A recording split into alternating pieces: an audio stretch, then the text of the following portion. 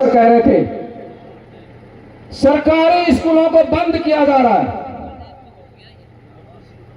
और पिछले 10-15 सालों में बहुत चालाकी से और बहुत साजिश से सरकारी स्कूलों को बंद किया गया। और मैं आपकी जानकारी के लिए बता रहा हूं, देश के जितने उच्च शिक्षण संस्थान हैं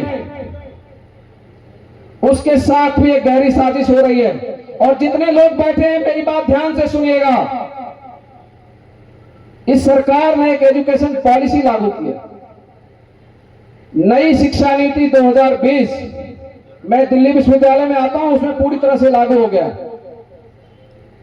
आपको पता है क्या पढ़ा रहे हैं हम हमारे यहां एक तरह का 2 कोर्स बनाया गया, जरा आप लोग ध्यान से सुनिएगा। क्या पढ़ा रहे हैं? लिपस्टिक कैसे बनाएं। कौन पढ़ा रहा है? दिल्ली विश्वविद्यालय।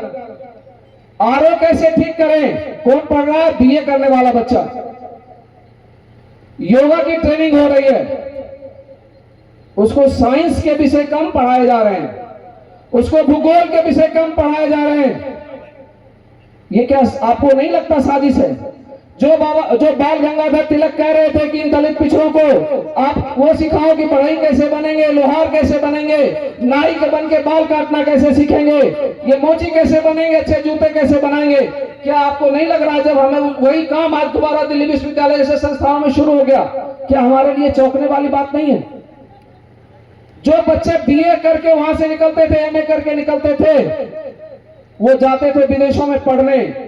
अब जरा आप सोचो, जब लिपस्टिक कैसे बनाएं ये पढ़ाया जाएगा, चॉकलेट कैसे बनाएं ये पढ़ाया जाएगा। देश के सब नंबर 1 विश्वविद्यालय की बात बता रहा हूं और ये सारे विश्वविद्यालय की हालत है। आपको नहीं लगता हमारे साथ साजिश हो रही? आपको नहीं लगता हम आगे आने वाली पीढ़ियां हमारे कैसे जाकर पढ़ेगी? मैं आज यहां पर आकर खड़ा हूं, आपको भाषण दे रहा हूं, इसलिए दे रहा हूं कि उस समय दिल्ली विश्वविद्यालय में पढ़ाई हो रही थी और वो सस्ती पढ़ाई हो रही थी। सस्ती। मैं जब पढ़ने गया था दिल्ली विश्वविद्यालय में 1 साल के कोर्स का फी था 1000 रुपये। आपको बताऊं आज दिल्ली विश्वविद्यालय के एक कोर्स की कम से कम 30,000 रुपये फी है। सरकारी संस्थान की बात कर रहे हैं। और हमारे को ऐसे कई सारे विश्वविद्यालय पूरे देश में, IIT, IIM और जितने यूनिवर्सिटीज खुले हैं, जरा उनका फी स्ट्रक्चर निकाल कर देखो। आज दिल्ली विश्वविद्यालय में फी का स्ट्रक्चर, जो हमारे यहाँ इंजीनियरिंग कॉलेज खोला गया है, उसमें पर सेमेस्टर 1 लाख रुपया हो गया। मतलब इंजीनियर बनने के लिए सरकारी संस्थान में आपको 8 लाख रुपया फी देना पड़ेगा अगर आप अपने बच्चे को पढ़ाना चाहते हैं। लॉ का कोर्स खोला गया है, 2,10,000 रुपया प्रत्येक साल का है। 5 साल की डिग्री आप लगा लो, कितने पैसे हो गए? 10.5 लाख रुपया। और कहने का क्या है जी, सार्वजनिक संस्थान है। मेरे मन में एक सवाल उठता है, जब हम गरीब थे, 90 तक तो हम गरीब थे ना भाई। देश के बड़े बड़े नेता और डिफरेंट पार्टीज के लोग हमें सिखाते हैं कि 90 तक हमारा देश बहुत गरीब था। तो जब 90 तक गरीब था तब आप 500 रुपया फी ले रहे थे। आज उदारीकरण के बाद हम बहुत अमीर हो गए, तो अब 10 लाख फी कैसे ले रहे हैं भाई? क्यों ले रहे हैं? सवाल वो इसलिए ले रहे हैं क्योंकि अब दलित बहुजन के बच्चे पढ़ना चाहते हैं उन विश्वविद्यालयों में। उसके पहले तक सवर्णों के बच्चे पढ़ते थे दिल्ली विश्वविद्यालय और IIT और IIM में, तब फी कम थी। क्या ये हमारे साथ साजिश नहीं है? और बता रहा हूं, वो और जो उनके अमीर बच्चे हैं वो आपके हमारे साथ पढ़ना नहीं चाहते। उन्होंने अपना एक भाया मीडिया बनाया है प्राइवेट यूनिवर्सिटीज का। आप जानते हैं अशोका यूनिवर्सिटी है दिल्ली में। दिल्ली से आगे जब हरियाणा की तरफ जाएंगे वहां एक अशोका यूनिवर्सिटी है। और अशोका यूनिवर्सिटी से अगर आप अपने बच्चे को मैथमेटिक्स ऑनर्स कराएंगे, 3 साल की डिग्री, आप जानते हैं फी कितनी है उसकी? 27 लाख रुपए। मैं कह रहा हूं इस देश का ईमानदार क्लास 1 ऑफिसर की हैसियत नहीं है कि उस अशोका यूनिवर्सिटी में वो पढ़ा ले। तो आपकी हमारी क्या औकात हो सकती है?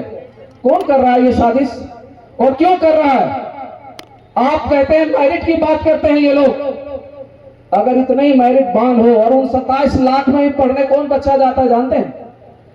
वो कमजोर सवर्ण कास्ट के बच्चे जिनका इन विश्वविद्यालय में, जिनकी हालत में बता रहा हूं क्या इतनी खराब हो गई, उसमें भी एडमिशन नहीं ले पाते, तो उनके पास खजाना है, वो लेकर जाते हैं अशोका और जिंदल में पढ़ने। आप जरा अपने आप से पूछो कि अशोका और जिंदल में हमारे बच्चे जा पाएंगे क्या? और हमारे पास लड़ाई का एक हथियार है कि हम अपने बच्चों को पढ़ाएं। आज जब मैं मुझे यहाँ आया, मुझे बड़ी खुशी हुई जब हमारे साथियों ने बताया कि यहाँ पर 200 से ज्यादा डॉक्टर हैं इस शहर के अंदर, इंजीनियर हैं, प्रोफेसर हैं, पढ़ने की तरफ ध्यान देते हैं। मैं एक बार एज ए प्रोफेसर सर्वे करने गया था बदायूं में। बड़े बड़े घर थे, 3-3, 4-4 फ्लोर के। और जब मैंने पूछा कि आपकी पढ़ाई लिखाई यहाँ पर कितनी है, तो वहां पर मुझे स्कूल टीचर मिला था पूरे गांव में जिसकी नौकरी थी सरकार। मैंने कहा ये किस काम का है ये आपका बिल्डिंग? पढ़ाओगे नहीं अपने बच्चों को? साथियों, एक चीज अभी हमारे साथी ने जाति जनगणना की बात की, में एक चीज जो मेरे अंदर पीड़ा देती है, और मैं आप सबसे एक सवाल पूछता हूं। मान लीजिए राम सिंह लोधी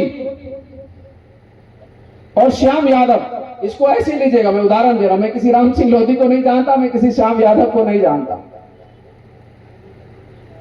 दोनों के बीच झगड़ा हो जाए, पंचायत बैठे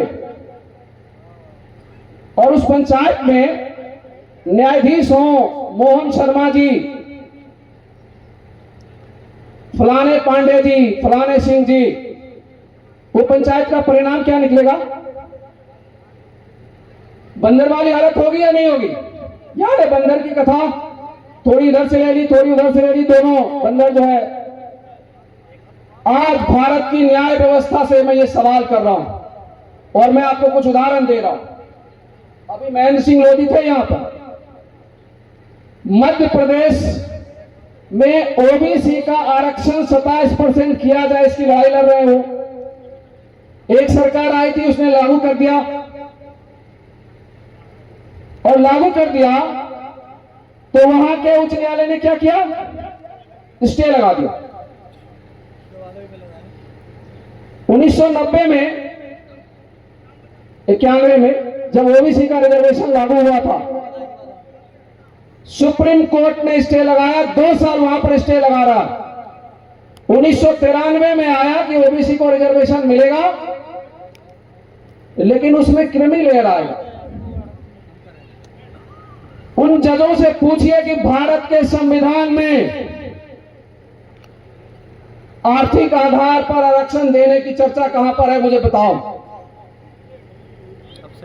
सामाजिक और शैक्षणिक पिछड़ेपन पे आरक्षण की व्यवस्था की थी ना बाबा साहब ने, तो ये आर्थिक आधार कहां से आ गया? और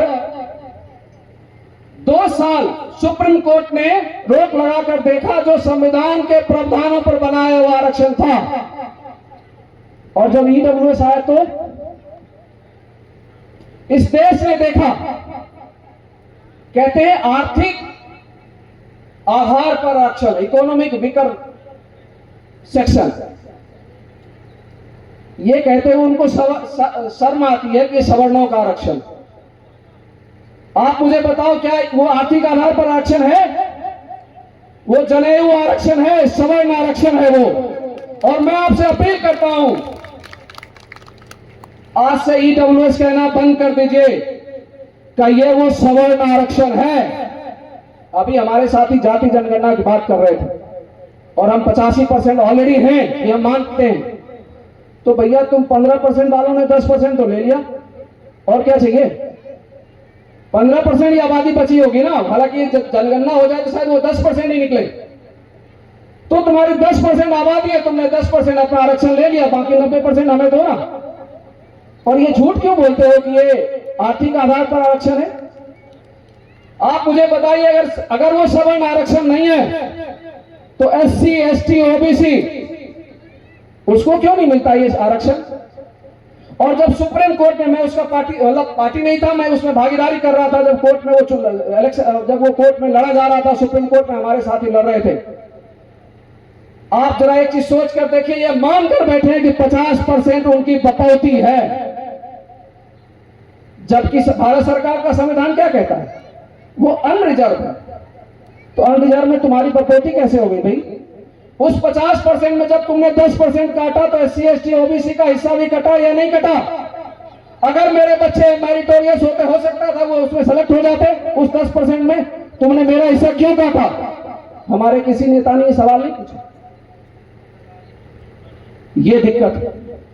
और इसलिए मैं कह रहा हूं, मेरी एक समझ है, सोशल जस्टिस की सारी लड़ाई अगर हम कहीं जाकर हारते हैं, पॉलिटिकली तो हमारी आबादी है, कई बार हम इकट्ठा हो जाते हैं, नेताओं पे प्रेशर बनाते हैं, तुम्हें हरा देंगे ये कहते हैं, तो वो जब उनको लगता है कि उनकी सत्ता हिल रही है तो वो कई बार कुछ चीजें हमें दे देते। हम जाकर हारते कहां?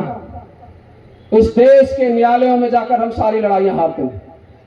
तो मैंने जो कहा कि जब तक अब हम लोग ये अगली लड़ाई के रूप में नहीं लेंगे कि न्यायालयों में हमें आरक्षण चाहिए, सुप्रीम कोर्ट तक चाहिए, तब तक आप इस देश को समरस और सबके लिए बराबर का नहीं बना सकते।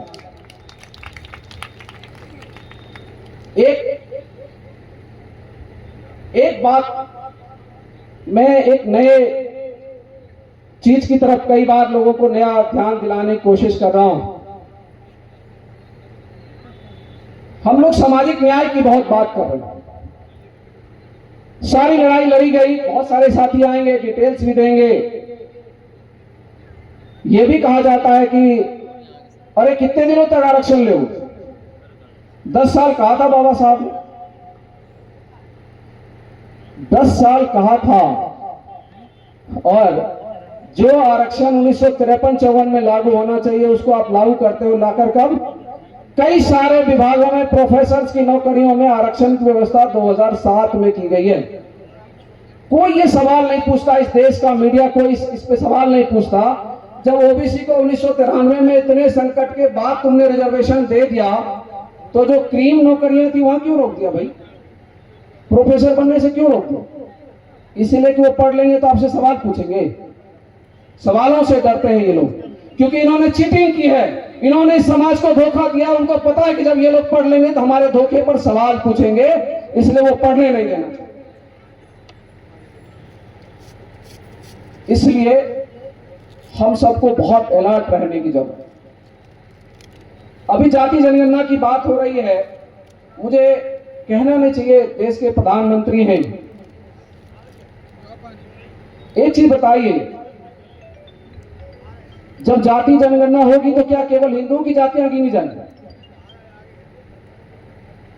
क्या ओबीसी में मुस्लिम समाज आता है या नहीं? जो लोग ओबीसी रिजर्वेशन के बारे में जानते हैं उनको पता होगा कि ओबीसी की बहुत सारी, मुसलमानों की बहुत सारी जातियां ओबीसी में आती है।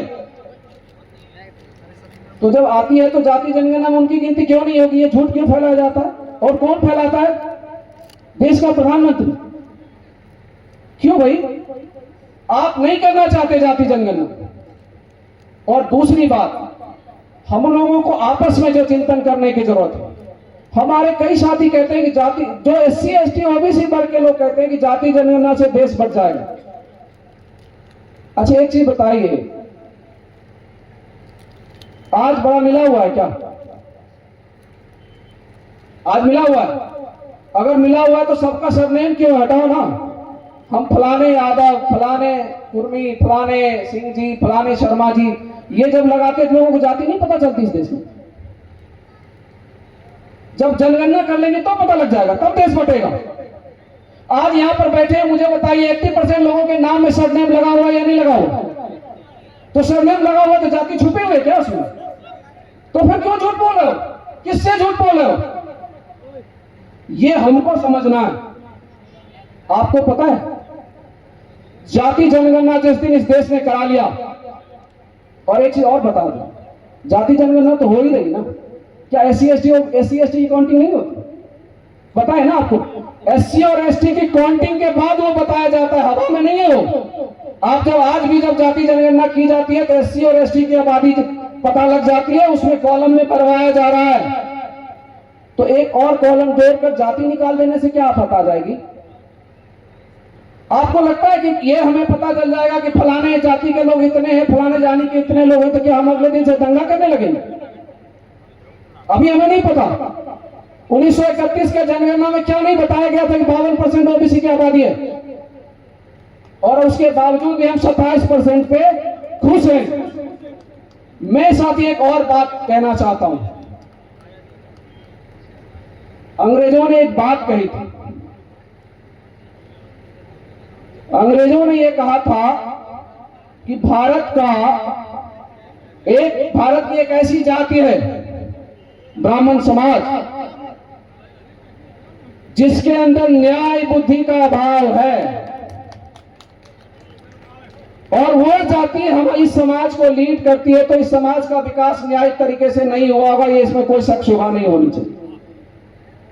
और हम लोग कितने उदार हैं मैं वो बताना चाहता हूं। एक संविधान मनु महाराज ने बनाया था, है ना, मनु महाराज का संविधान। मनु महाराज के संविधान में मनु महाराज कितने न्यायवीर थे जरा देख लीजिए। उसमें दलितों की, शूद्रों की क्या स्थिति बताई थी उन्होंने, और हम लोग कितने न्यायवीर है। जब हमारे नेता को संविधान बनाने के लिए दिया गया बाबा साहब अम्बेडकर को, उन्होंने किसी की जाति, क्षेत्र, धर्म, चेहरे देखकर कोई बेईमानी नहीं की।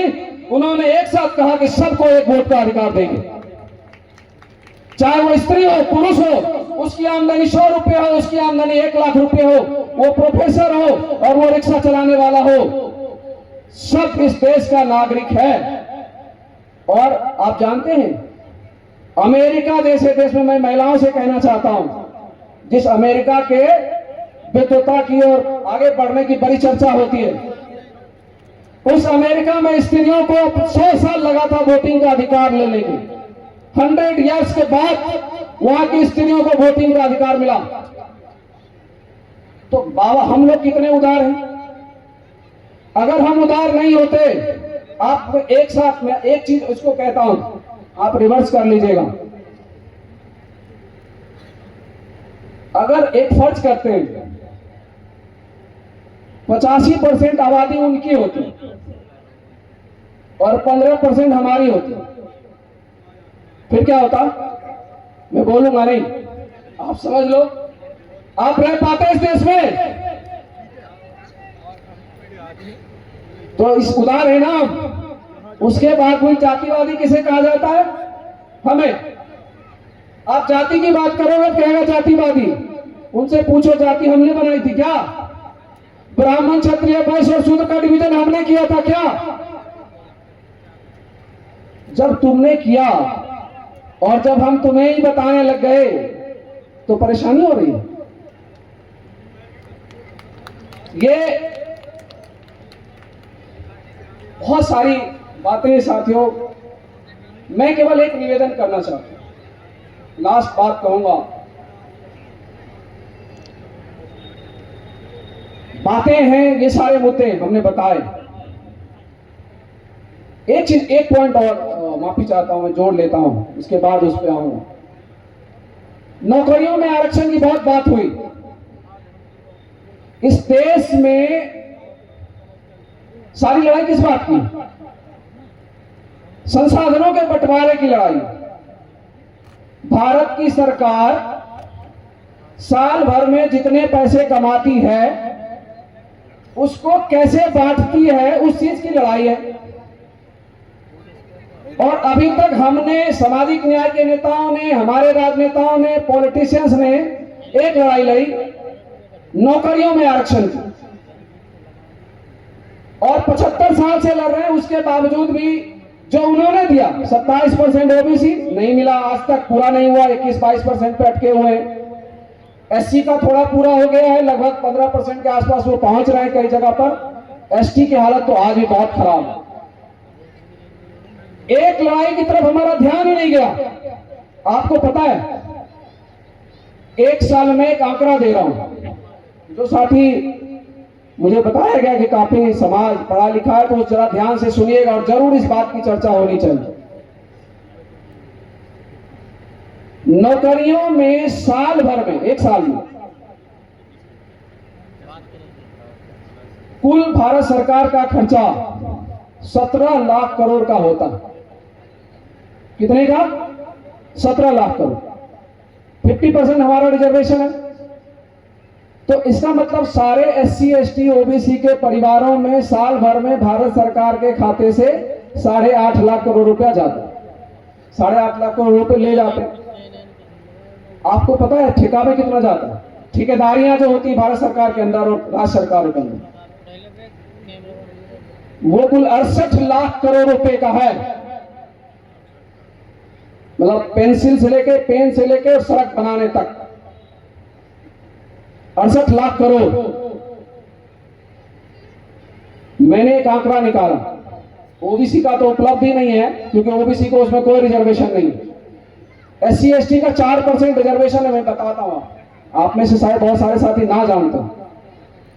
भारत सरकार ने 2006 में एक प्रावधान किया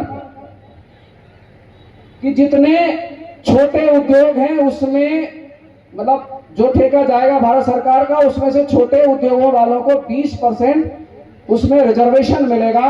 मतलब 68 लाख करोड़ रुपए जैसे मैं बता रहा हूं, उसका 20% उन उद्योगों को जाएगा।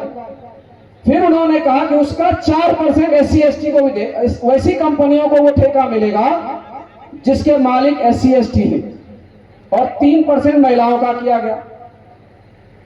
आपको पता है जब ये आंकड़ा बाहर निकल कर आया तो कितने हजार करोड़ का ठेका हमारे परिवारों को जाता है, SC ST परिवारों को? 2022 में 68 लाख करोड़ रुपए में से मात्र 1400 करोड़ रुपया SC ST परिवारों को जाता है। किसके? आप कैसे अमीर हो जाओगे? आप कैसे लड़ लोगे उनसे? ओबीसी का तो डाटा ही नहीं है। अब आप जरा सोच कर देखो। तो ये सारी बातें, मैं अब लास्ट एक बात कह रहा हूं क्योंकि ये लड़ाई भी हमको लड़नी चाहिए कि सरकारी ठेके में हमारा 50% आरक्षण करो। ऑलरेडी आपने 4% कर रखा है ना, तो 4% जब कर रखा है तो उसको 15 और 7.5 SC ST 22.5% क्यों नहीं होगा? और जब SC ST का है तो ओबीसी का क्यों नहीं होगा? महिलाओं का भी 3% कर रखा है, ओबीसी का भी करो। लास्ट बस एक मिनट, ओबीसी का भी करो 50%। चलो ओबीसी का 27% ही देते हो, तब भी तो 34 लाख करोड़ रुपया हमारे परिवारों में आएगा, जो आज मात्र 1400 करोड़ आता है। ये लड़ाई तो हमने शुरू ही नहीं की। बात यही है कि करें क्या। एक चीज देखिए, ये बड़ी सामान्य सी बात, हमारी आबादी ज्यादा है तो हमारे आपसी झगड़े भी ज्यादा होंगे। परेशान नहीं होना चाहिए उस बात के लिए। जहां पर ज्यादा हो जाता है ना, फिर वो आपस में लड़ते हैं। जैसे मान लीजिए कोई व्यक्ति, अभी इंग्लैंड जाओ आप, वहां पर 5 बुंदेलखंडी मिलेंगे तो आप पांचों एकदम घनघोर मित्र हो जाओ, एकदम पांचों मिलकर रहो। और 3 साल के बाद अगर वो 5000 हो गए तो फिर थोड़े झगड़े शुरू हो जाएंगे, थोड़े गुटबंदियां शुरू हो जाएंगी। तो वो बहुत कॉमन सी बात है। मैं केवल ये प्रपोज करना चाहता हूं, संगठन जितनी मर्जी बनाओ, जातियां हैं उनको तोड़ो, जमात की बात करो, लेकिन एक चीज तो कर सकते हैं ना, कॉमन मिनिमम प्रोग्राम बनाकर कुछ सर्टेन लड़ाइयां तो मिलकर लड़ सकते हैं। हमको 85% आरक्षण चाहिए, इसमें किस बात का झगड़ा हो? 68 लाख करोड़ में 34 लाख करोड़ रुपया चाहिए, इसमें किस बात का झगड़ा हो? ये तो समझ बना सकते हैं, ये करिए। बहुत बहुत धन्यवाद, शुक्रिया, आप सबने ध्यान से सुना। जय भीम, जय संविधान। बहुत बहुत धन्यवाद, तालियों से स्वागत करें। अब एक आवश्यक सूचना यह है कि सभी के लिए भोजन उपलब्ध है, सबके लिए भोजन बना है। सब लोग इस कार्यक्रम के बाद भोजन करके ही जाएं, बिना भोजन किए कोई न जाए। और नेशनल जनमत के संपादक नीरज पटेल जी का आगमन हो चुका है। मैं अपने टीम से